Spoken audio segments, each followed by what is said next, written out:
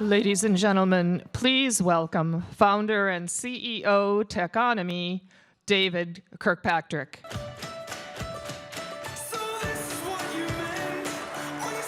Hello.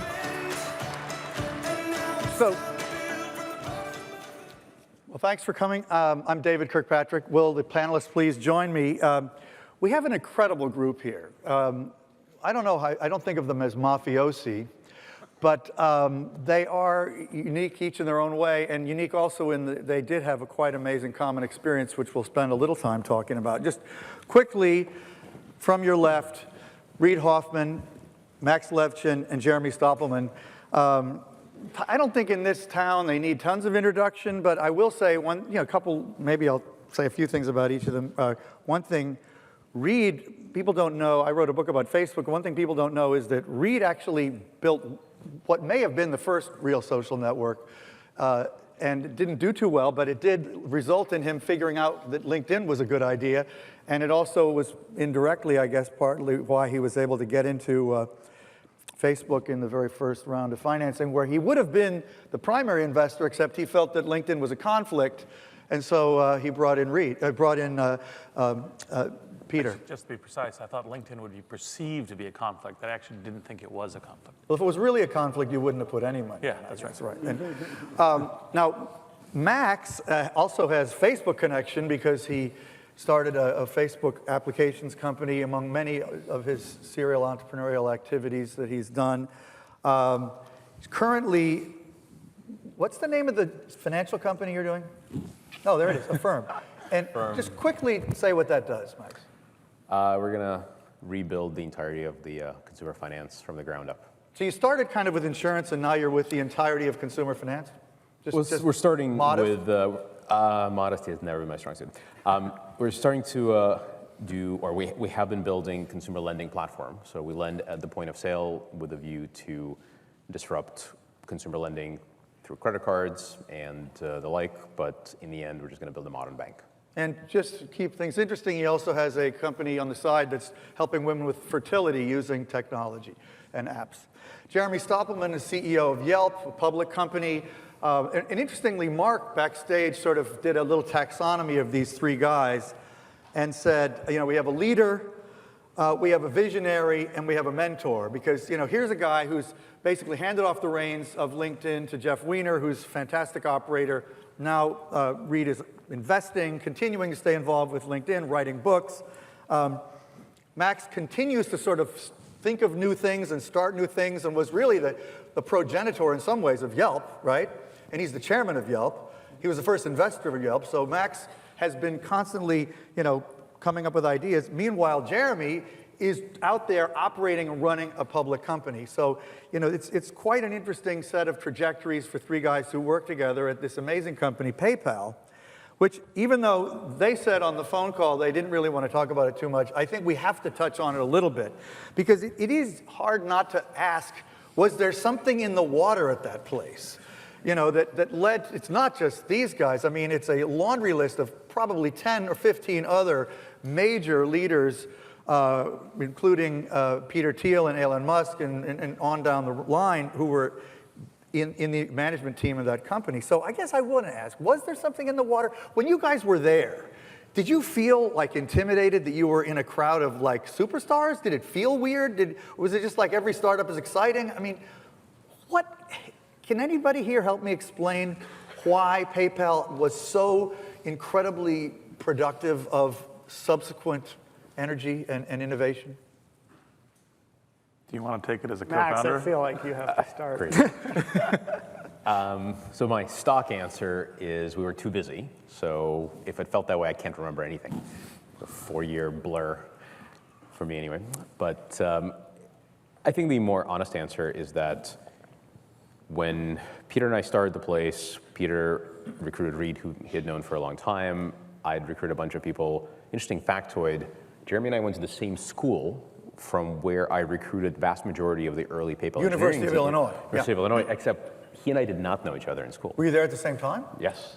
And Wow. yeah, we're same age. Both and, computer science majors there, right? Yeah. I was computer engineering, but Computer engineering. overlapping in classes for sure. Somebody like me doesn't even know the difference, but okay. Anyway, he was very popular. I was in the computer labs all the time. That's not true. So There's pictures to prove it. yeah, mutually assured, terrible pictures. So you really I've met. got that one with you with the clarinet. So if you Hey now, let's keep that one under wraps. You play the clarinet?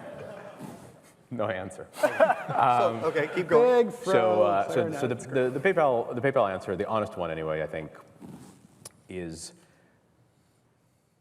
not terribly surprising. But when we were trying to recruit people, we recruited from our personal network. We looked around for people that we knew, in part because Silicon Valley was sort of collapsing under its own weight. This was just the beginning of the bubble self-destructing, and so there was a lot of running for safety in the Valley. A lot of people wouldn't join a startup because it was just a scary thing to do.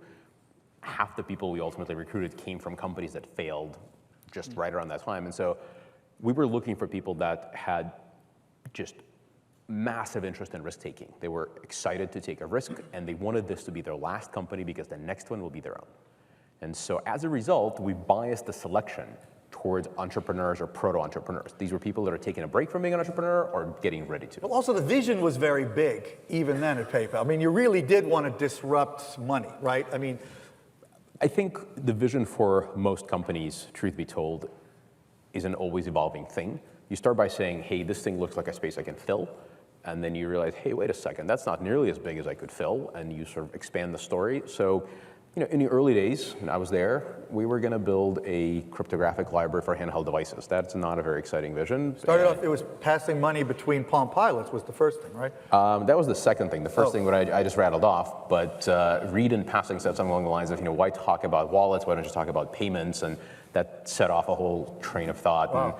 But it took like 6 or 7 reframing or rephrasing of the story before we said, all right, we're going to, the New World Currency t-shirt came in 2 years into it, and the first one had far more modest slogan on it. Okay, and you came in with the, Elon Musk contingent, right? So talk quickly about how that happened and what it was like just culturally for you. And I don't want to dwell on this endlessly, but I'm eager to hear what you have to say. Sure. So there were 2 camps that eventually merged and created the modern-day PayPal. There was Confinity, which was already running the PayPal service, and then there was X.com, which was founded by Elon Musk. It was, I believe, his second company. He was coming off a success. He had sold another company for a few $100 million. And I was just extremely lucky, is how I would characterize it. I decided I was leaving my current company. I was recruited from Illinois to At Home Networks, which was one of the first cable internet providers. And I was pretty unhappy there. And so 3 months into it, I started picking up the phone from recruiters. It was 1999. For those that remember the first internet bubble, recruiters were calling very often. I think it's maybe somewhat, as far as recruiter frequency, similar to today. So I just started taking interviews and found my way to this little crappy office on University Avenue. And I came in and talked to a few engineers, and then my last interview was with this guy, Elon Musk. And for me, it was a bit of an eye-opening experience. Like, I had never seen a young entrepreneur. I had never seen a 28-year-old that had sold a company already for hundreds of millions of dollars. And I had never met anyone who would be so audacious as to say, we're building a company that is a bank that allows for payments, and we're going to take down Visa and MasterCard. Instead of with a straight face, sort of like a little twinkle in his eye. And my reaction was, sign me up. I don't know what, whether it'll succeed or fail, but I've never met anyone like this, and I just want to work in this place. And so it ended up, I had 2 offers. One was probably 20 or 30% higher from a cash standpoint than the one Elon gave me. And I remember saying to Elon, hey, can you help me out? I tried to negotiate with him, and he's like, no, if you want to change the world, you just need to accept this offer. And so I actually got nothing. I don't think he gave me $1 more than his original offer, and I fortunately joined the company, and that's how I ended up in this whole PayPal world. And then I'll just quickly touch on, after the 2 companies merged, there was a lot of drama. There was a bit of culture clash because engineers are very particular about their architecture, and coming from University of Illinois, a lot of folks on the PayPal side were very familiar with Unix since we had built this whole platform, or they had built this whole platform on the Unix operating system. Elon had come from more of a Windows background. And so it was a bunch of Windows engineers, and so when you mix that, at the time, it was kind of like oil and water. And so it's kind of a modern miracle that PayPal eventually got through that tumultuous period. It was about 9 months of drama. But in the end, we came out, a stronger company and went on to great success. Reed, talk a little bit about the Peter Thiel element too, because you guys went to college together, which is how you got involved with him.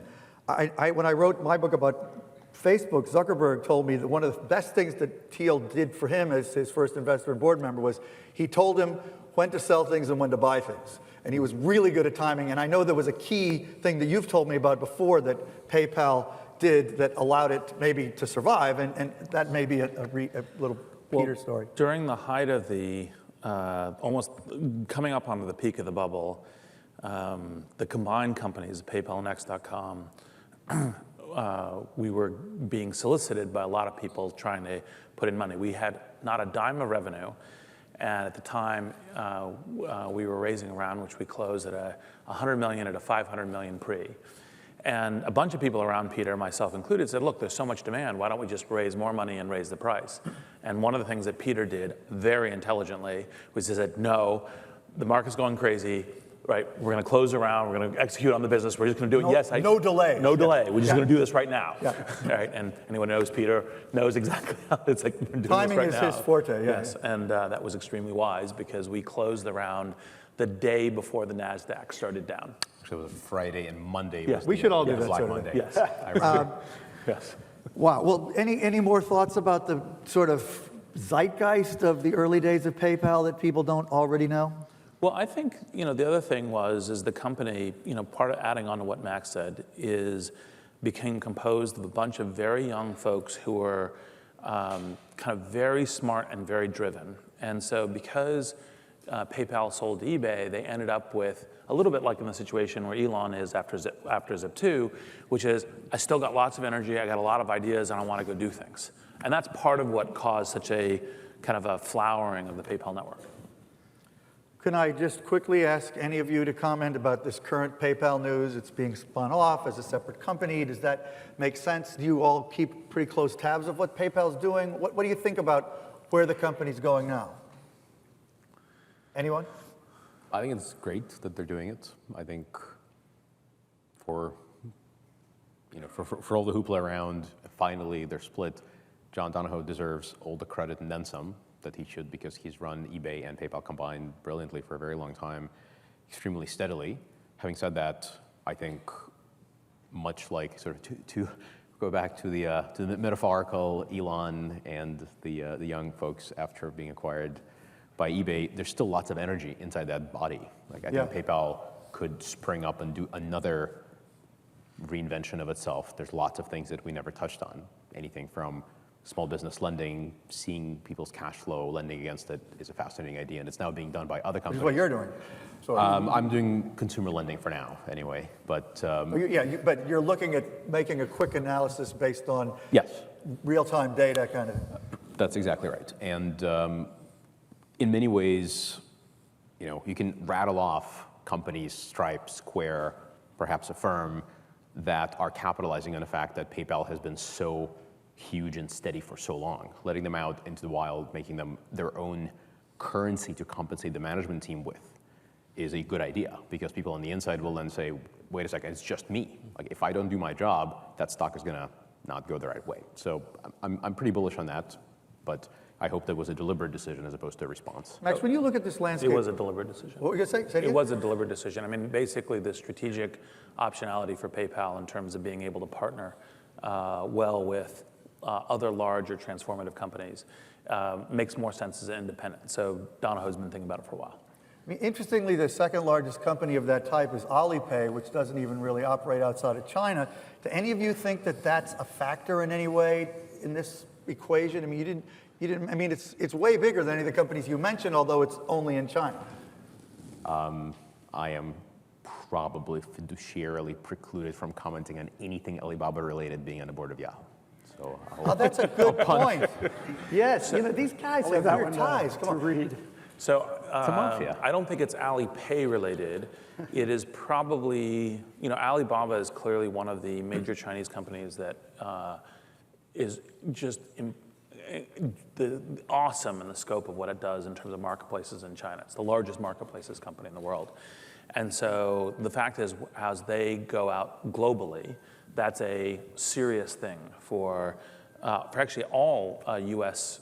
Companies and U.S. internet companies to actually be thinking about. And so I'm sure that Alibaba's global aspirations fit into both eBay's and PayPal's strategies. I don't think Alipay is actually the thing that is most likely to grow beyond. Partly because it's sort of more Chinese native. Yeah, that's Someone's probably a phone good is point. doing this, and it's not Is that your mine. phone ringing? It is not my phone, but it's someone's phone, which it's amplified. Well, one of the great things about this session is that we really have no parameters about what we're supposed to discuss. So, you'll find out where it goes, and so will I. But, Jeremy, let's just take it to the present a little bit. Yelp, I mean, you're actually in a business that I wouldn't be shocked if you were paying a close attention to what some of the Chinese companies might do. Is that something that you pay any attention to, with not only Alibaba, but Tencent going global? Does it matter to you? I can't say that we have paid a whole lot of attention. We're aware of, in particular, there's one large site that I think has taken inspiration from Yelp over the years. In quotes? Yeah. Which that makes sense. It's like if I was in another country watching Silicon Valley and reacting to the interesting ideas there, it's a very rational thing to do. That's probably happened in a lot of countries, right? Yeah, I mean, pretty much most major countries have some sort of Yelp-like site. And then it varies widely how good that site is or how much traction it has. But we were kind of innovators from the beginning. We had this concept of capturing word of mouth, bringing it online, particularly for local businesses. And we really stayed focused on that. I think the biggest disruption and change to our business was mobile. Obviously, 2008, with the launch of the App Store on the iPhone, that changed everything. And that's been the area where I think it's been most interesting from an innovation standpoint, is to have your location just on your phone without having to articulate, here's where I am, which if you think about prior to 2008, that was a pretty miserable place to be. If I'm trying to describe to you where I am in a city and I want to know, what are the right restaurants or where's a good dry cleaner, what have you, that's kind of painful to do, but just being able to pull out your magic device and have it tell you things that you're surprised by and delighted by, that's a fun experience. Where's a place that might go that this audience may not be thinking about? Where does... In terms of, proximity awareness and community, real location-based intelligence and how it dovetails with commerce. I mean, from my perspective, I think the most powerful thing that it does is it creates a layer over all businesses, especially small ones, that don't have a multi-billion-dollar marketing budget. And so if you think about when you're about to make that decision, I want a cup of coffee, you have two choices. You can either recognize a brand where you know what you're going to get, and someone to create that brand has spent a ton of money to create consistency and get the messaging in your head and hit you 5 times every month or what have you. But if you could rely on something else, a tool like Yelp, that's incredibly democratic. It suddenly means that anyone who delivers incredible value and incredible service can compete on the local stage and even potentially the national stage. And so I think that's great news for innovators, even outside of the technology world, because it means that you can be discovered, found thanks to these powerful new tools. And before, that might not have happened. If you couldn't go and raise a few $1 million to create a marketing budget, how would you get word out about your business? And I think that's an incredibly positive trend for innovators, outside of tech particularly. In that sort of set of issues, I'm just curious, do you think of Facebook as your friend or your enemy or your rival, your partner, all of the above? Because they do some of that themselves, plus they're also a vehicle for you in many ways. So how does that work? I think it's a very different thing. Facebook is primarily about communicating with your friends, sharing photos. People certainly talk about local businesses. I mean, we talk about local businesses just whenever you go out with a person in real life. You might, share the different businesses you've experienced, your favorite new restaurant, what have you. And that's a natural part of being human. But I think what Yelp is a platform for certain people, those that are particularly opinionated, that love to write, to actually share and reach a much wider audience, an audience that's focused on discovering local businesses. And so it is fundamentally, I think, they're two complementary things. They feed into each other. Do you think of it as a publishing business? Do I being a think journalist. of Yelp as a publishing Yeah. business? Absolutely. Yeah. I mean, I think you could look at it, sort of an older term now, but it was revolutionary at the time I started Yelp. But it is kind of a blogging platform of sorts in that, and we designed it actually quite consciously to be somewhat like a blog. So when you go to your profile on Yelp, things are ordered chronologically, and every time you post, it kind of goes to the top, which is very similar to what you find on, old-fashioned blogging platforms or the new ones, like a Tumblr or what have you. And really, the quality of content comes from the fact that there are certain people out there that want to share their opinions and want to invest the time to do so and actually write. It's essentially their hobby, is to write and to express themselves online through Yelp and through local reviews. And you have this huge community of the reviewers that you've cultivated. It's not as widely understood, as, at least for me until recently, the intensity with which you've cultivated that community, even with in-person get-togethers all over the country, and they're really your army in a way. Yeah, I guess you could call it a movement of sorts. It started here in San Francisco and then it spread city to city. I think we're now nearing, if we haven't reached it already, about 200 different markets. And the people that contribute are part of Yelp. They sign up. They obviously get a profile page, and the reviews go up on local business pages. But one of the things that we created along the way is we discovered the power of community. And the term is somewhat overloaded, somewhat overused. But for Yelp, it's actually people that have common interest. They connect on the site. And we actually get a lot of them to connect offline as well. So we're actually throwing events at each of these 200 different cities all over the world. And for the most passionate people, they're part of the Yelp Elite Squad, which is, we named it sort of tongue-in-cheek in the very beginning, because of course no one wanted to be in it, so it couldn't have been that elite. But we we thought forward, we were thinking about the future, we're like, well, someday it will be elite. We're gonna call it the Yelp Elite Squad. And now, the most passionate members are part of that, and they're really proud of it, and they have a great time joining our events offline and then connecting online and sharing all these opinions. I want to ask both of you guys something related to Facebook too. Both of you know tons about it, and I interviewed you both for my book, but the thing I want to ask you is this, because I think all three of us, and I don't know Jeremy as well, but I know these two guys, I think all three of us kind of in the early days of Facebook were pretty clear that this was a pretty big deal even before it was anywhere near as big of a deal it is today. And I was lucky enough to write a book, and you started a company based on it. You, one of the very first investors. The question, I mean, anything you want to say about that, Facebook's interesting, but the question I have for any of you is there anything that you're looking at now in the industry that you have that same sense of promise for? Because to me, it's a very rare thing, obviously, for a company to grow to that scale.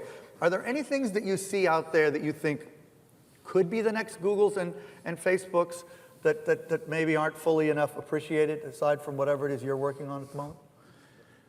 Well, so actually one of the things that I think that is still playing out is the whole notion of network as a platform. I mean, there's a lot of, I think that the way that plays out where your identity and the network around you is a platform for interesting applications.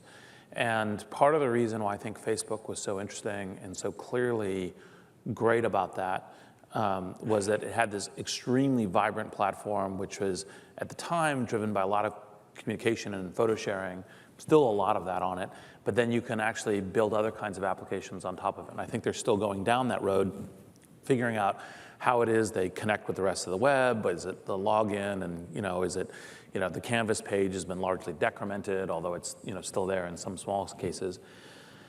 And I think what does decremented mean? Basically no longer available. Oh, okay, sorry. Right.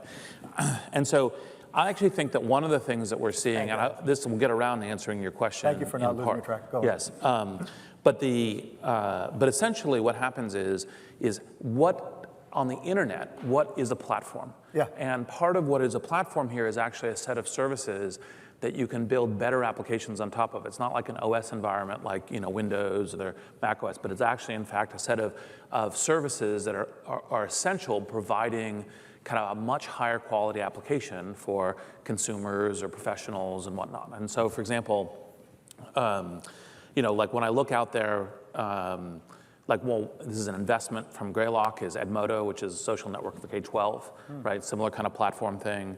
When you look at, kind of to some degree, Affirm is a network, that's powering it. And then in terms of financial services, it goes that whole stack. Are you an investor in a firm? No. But this is a theme of your investing, you're really saying to us. And it's that theme of when you look forward to the future in terms of what kinds of things that you think are interesting. I actually think network as a platform is actually one of the things that, if you use the baseball analogy, we're only somewhere in the first inning. So what could that make possible that we don't have now, just for example?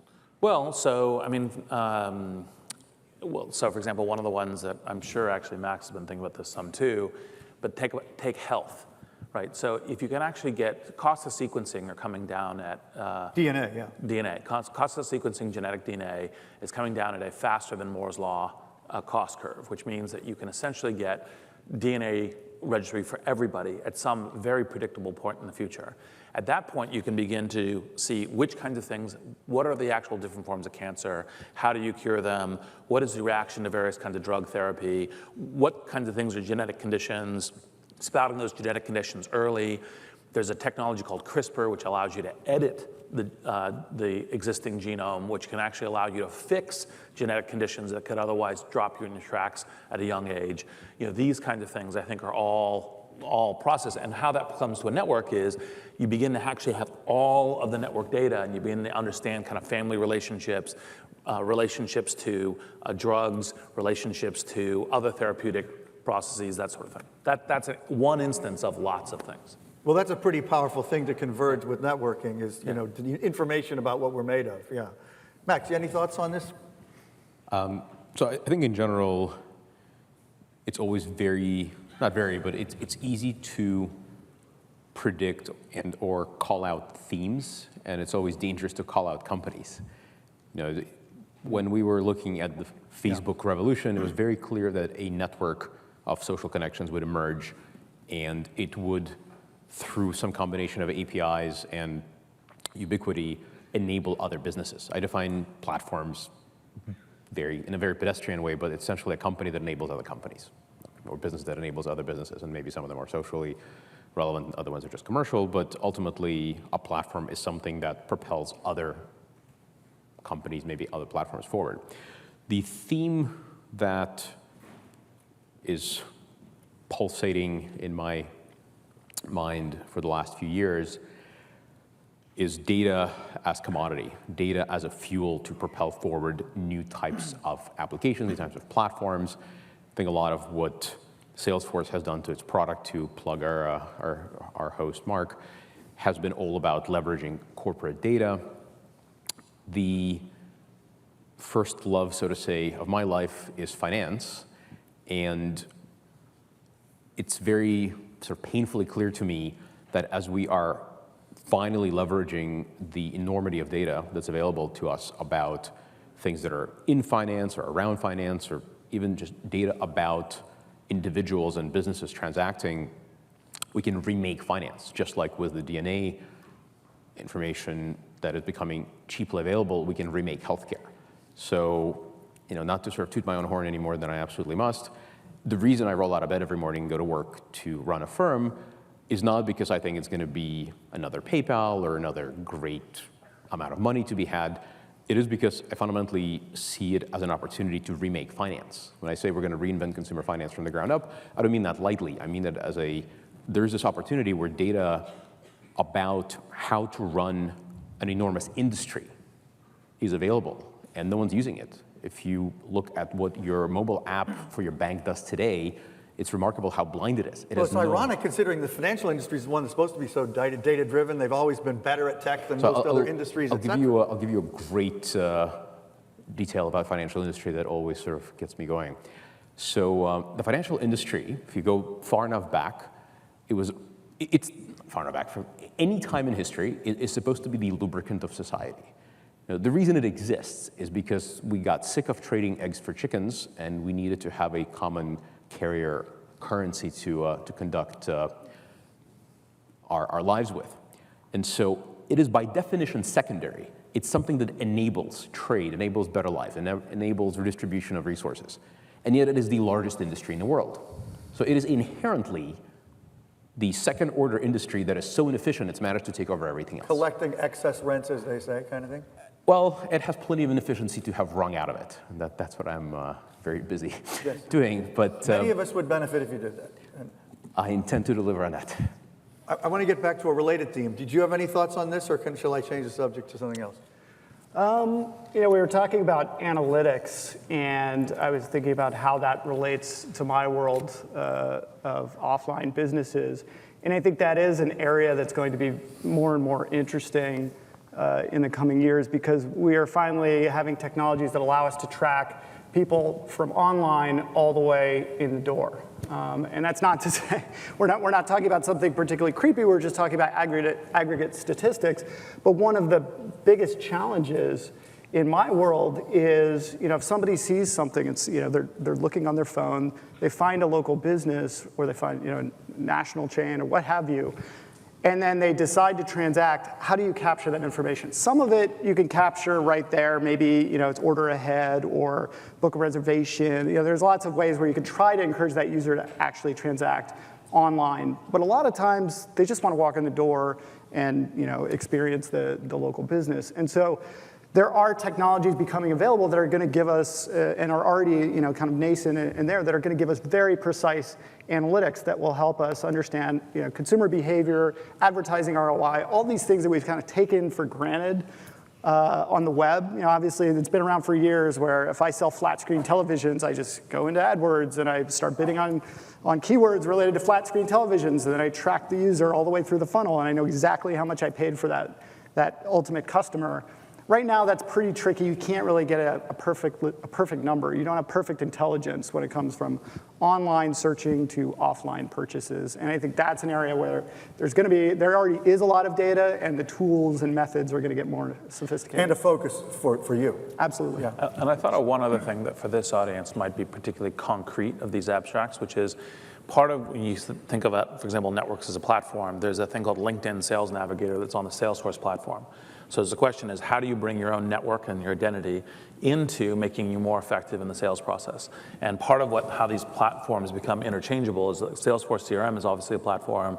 You connect them together. Those are the kinds of things that are the kinds of products that result from having network as a platform.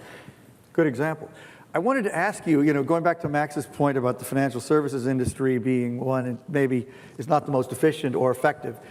Bitcoin is something I know you're very excited about. It wouldn't surprise me if all three of you have opinions on it. And I'd be curious to hear how big a deal you think it is. So I think that, so one thing, back to the theory of money. And can you explain it to me? Well, maybe. So theory of money. Theory of money is actually much better as a debt ledger than it is as a replacement for barter. And there's a bunch of interesting books on this: Debt the First 5,000 Years, Money and Unauthorized Biography. And part of what's happening is what Bitcoin is actually, in fact, is a distributed trust ledger that doesn't have one centralized source for how it operates. It works across many, it's essentially we've taken the ledger and we've broken it up across a potentially infinite, not obviously infinite, but a very large number of nodes. And so one node can't essentially get corrupted and corrupt your ledger, like empty your bank account, freeze your assets, these sorts of things.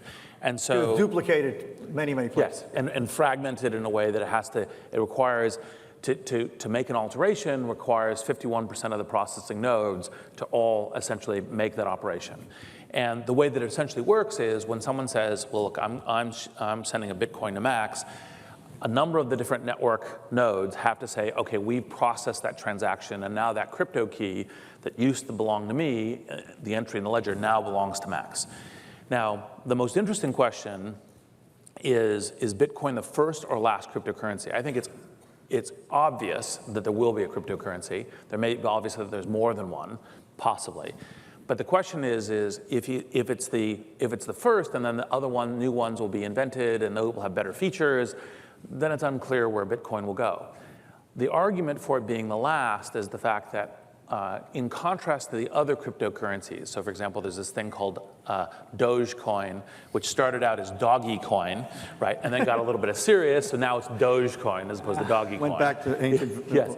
Venice. But if you compare the number of wallets that Bitcoin is adding versus the number of wallets, number of people who have a wallet with currency in it, in any of the other currencies, Bitcoin is adding more wallets. I think it's every week, it might be every day, than the other currencies have in toto, right?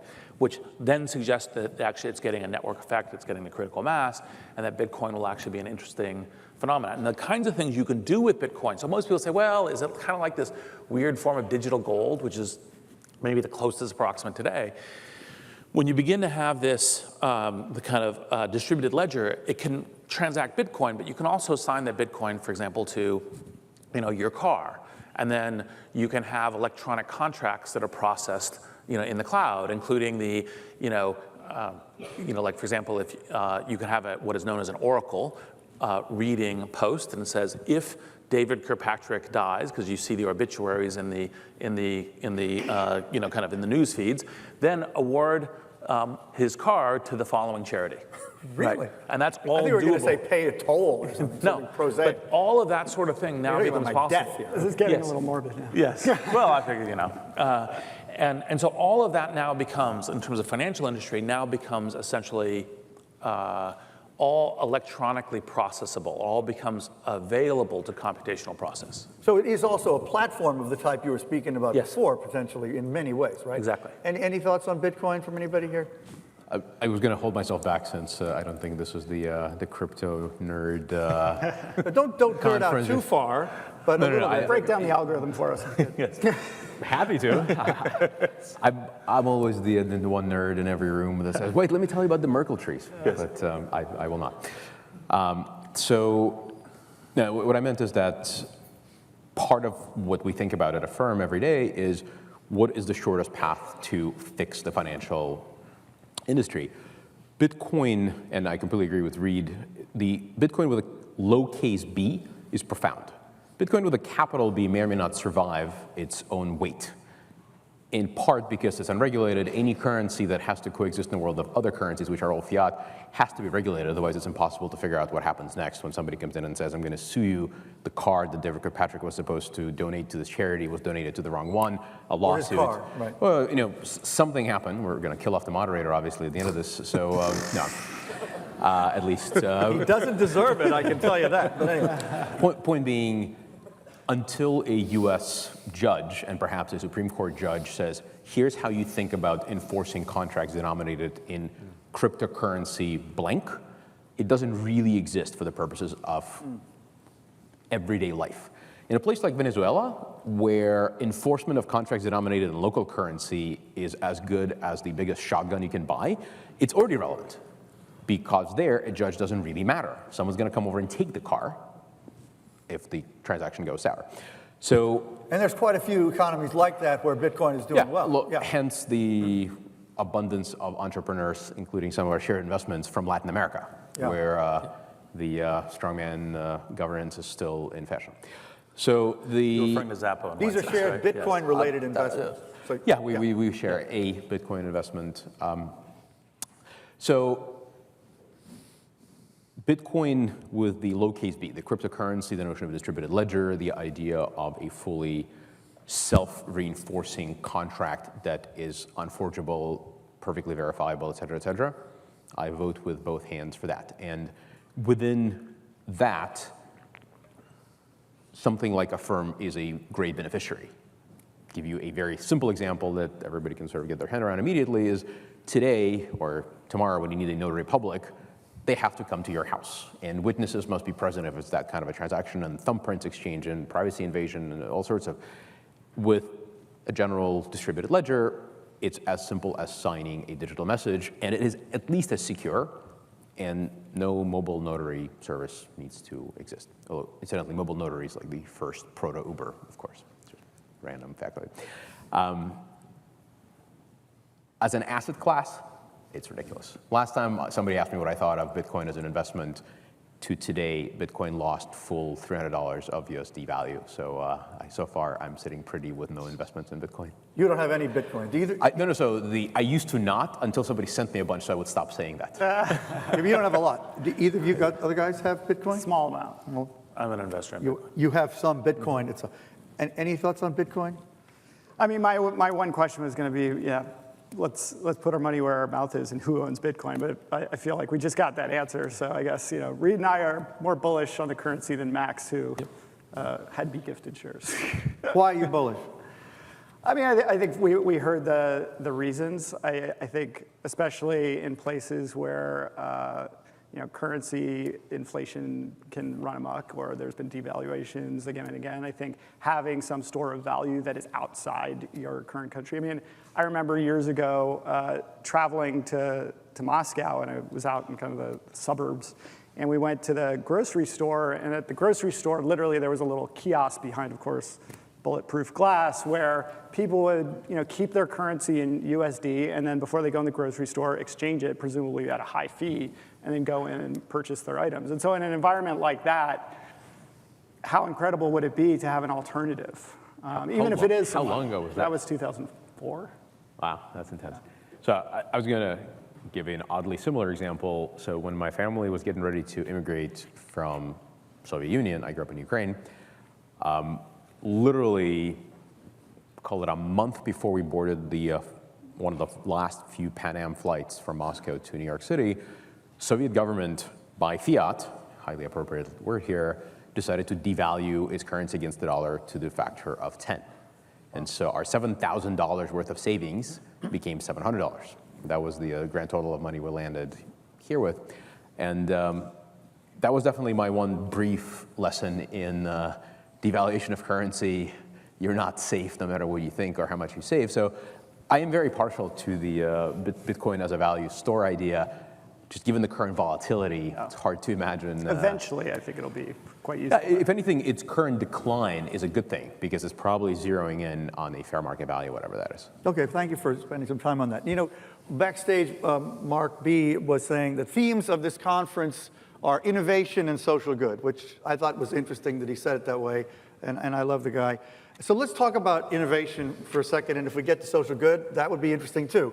But, this audience, I would presume, comes a lot of you from companies outside of the traditional tech industry, and certainly it's one of the most interesting nexuses right now in business, and most urgent ones really, is how do established enterprises intersect with, dovetail with, compete with the startup ecosystem that you guys are part of? I'd just love to hear you talk about, how you look at the continued existence of all these big corporate colossi, what they should be doing because you exist that they're not doing, and should they worry? Is there a massive culling in prospect, or is this just going to continue to be Silicon Valley's over here, and we're still going to have our giant Fortune 500 group over there, which frankly I doubt, but. Well, John Seeley Brown and John Hagel wrote that what they coined the term topple rate, which is the number of companies in the S&P 500 that were there 100 years ago is increasing at its rate in terms of it's going down. So I think that innovation and adaptation is becoming more and more important for all companies.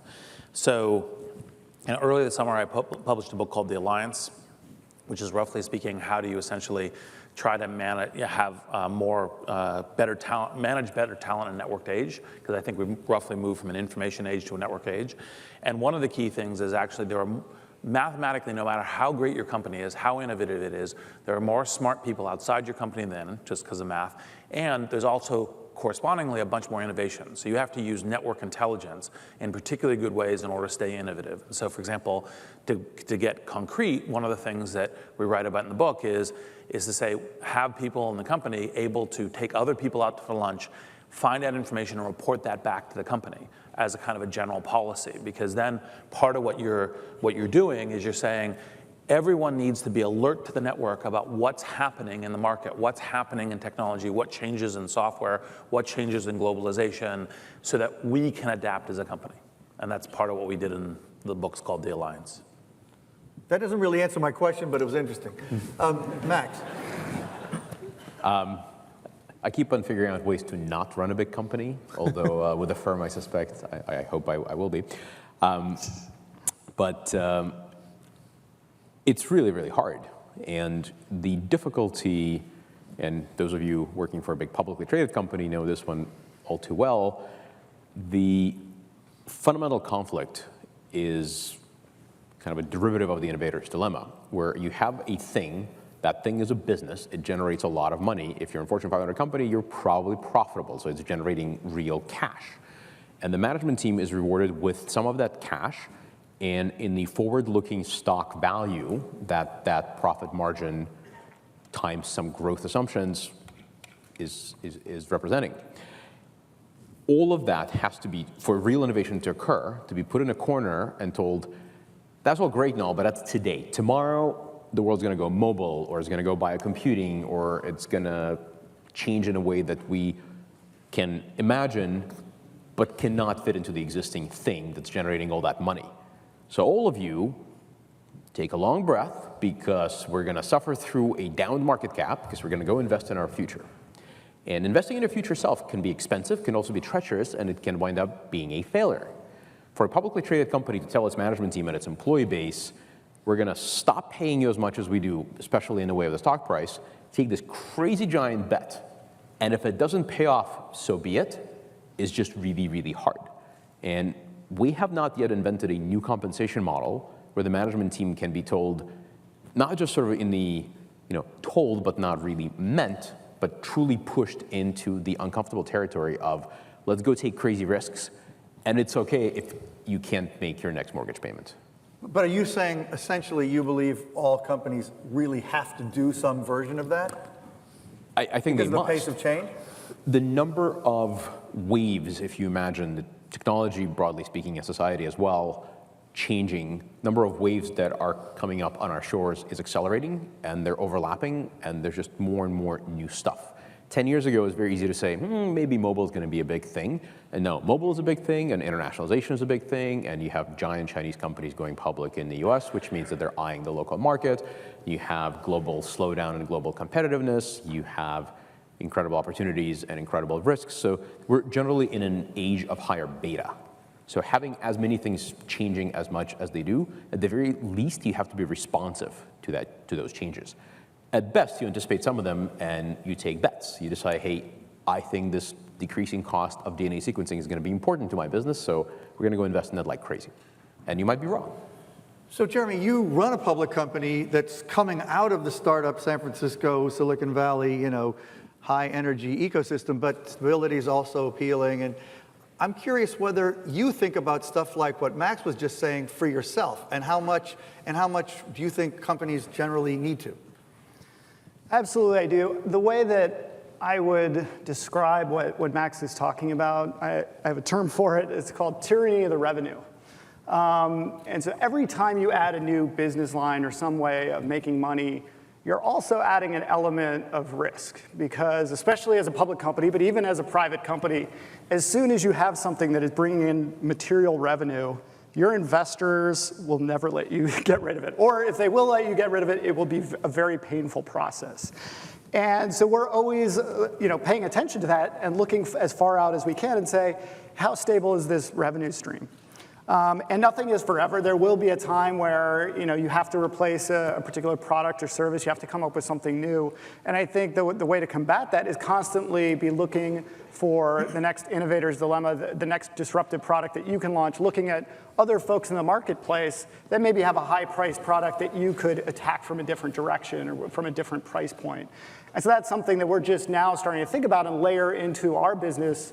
As we think about the next 10 years, we're trying to plant the seed so that 10 years from now, we have a handful of other then mature businesses that have disrupted other companies and other verticals.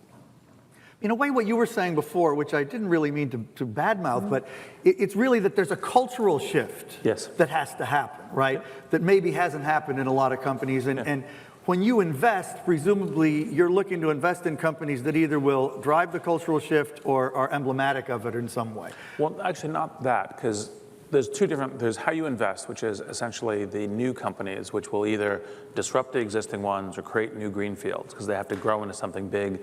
And generally speaking, as investors, we only look for things that are industry transforming.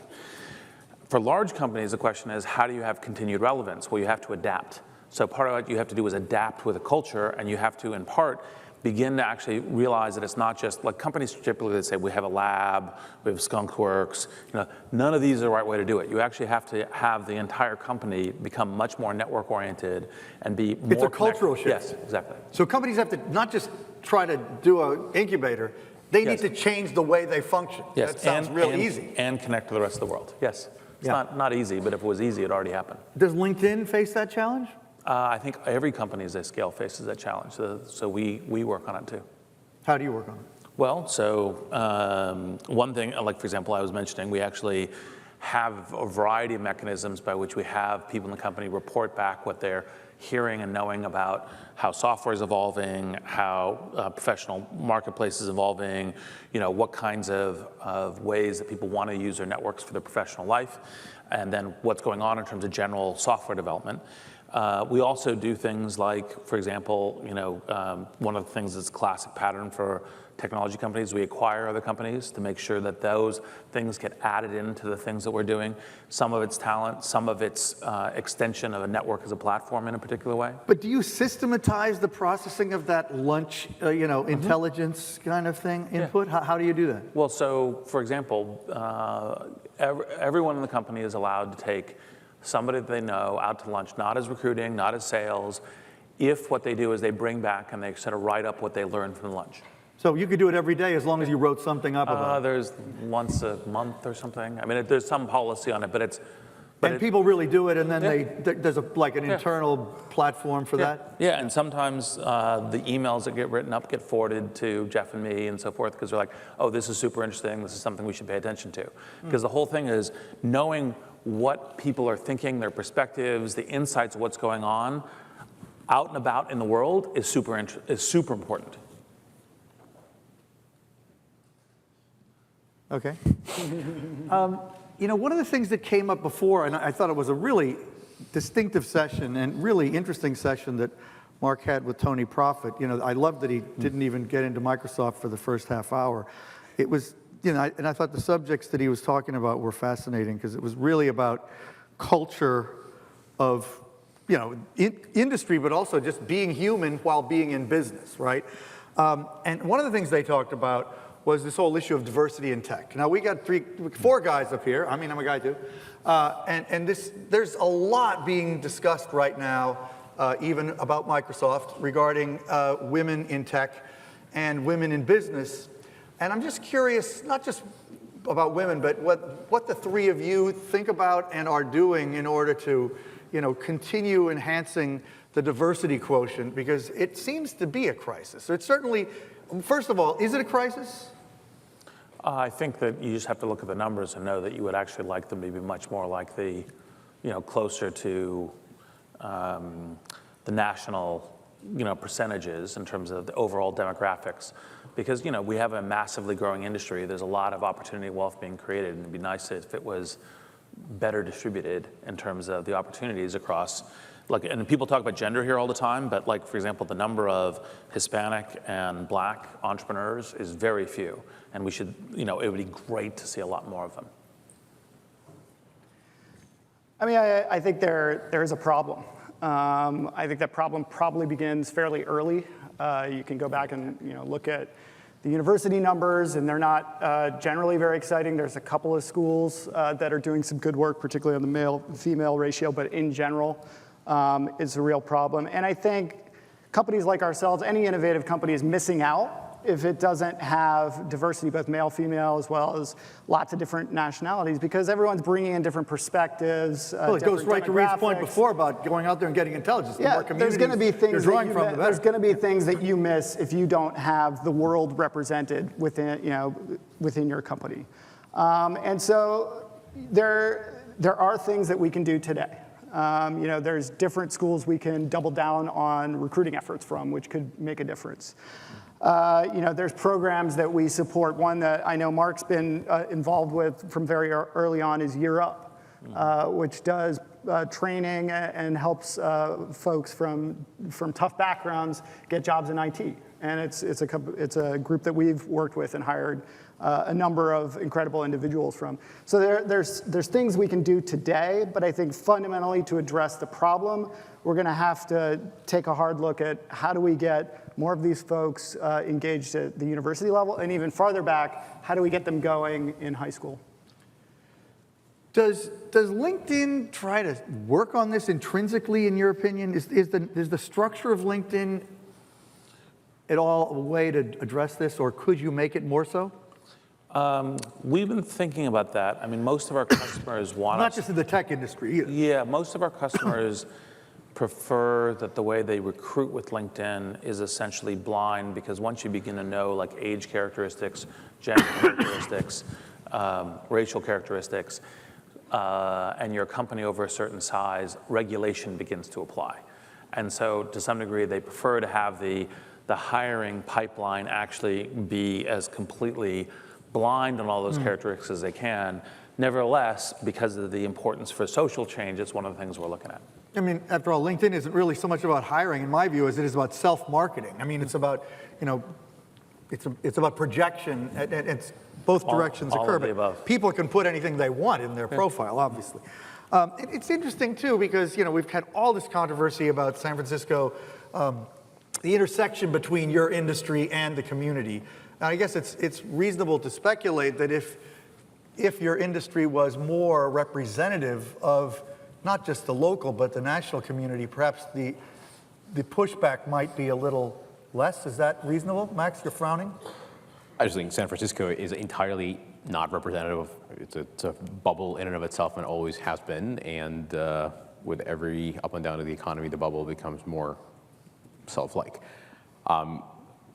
Before we get into the social justice of San Francisco, I would amplify what Jeremy said 5 times. So I have a very young daughter, and I want her to decide. I neither want her to become a software executive, nor do I want her to stay out of software because it's an unfriendly industry. What I want is her to have complete control of every decision, career, and education for her entire life, and to never feel like her gender defined any role or any turn she has to take in her life. For that to happen, I think she needs to hear that every day. Yeah.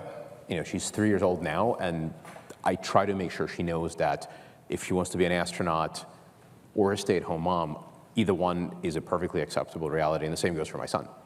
He can be a stay-at-home dad. But it starts very early. To fix today, we have to go back in time. When I was in school, there weren't that many women in computer science. When I was in middle school, there weren't that many women in the math club. The problem has existed for a long time. It's not a crisis in a sense that it's a chronic condition. It's a crisis that's been with us for a very, very long time. So the only way to fix it is to teach both boys and girls today that things have changed and they need to behave differently.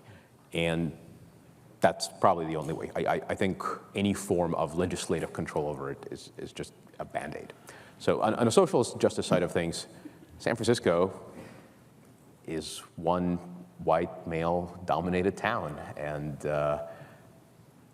we have extremely high rent and regulations that prevent us from creating more rentable space. Go figure. I think it's a bad situation to start with.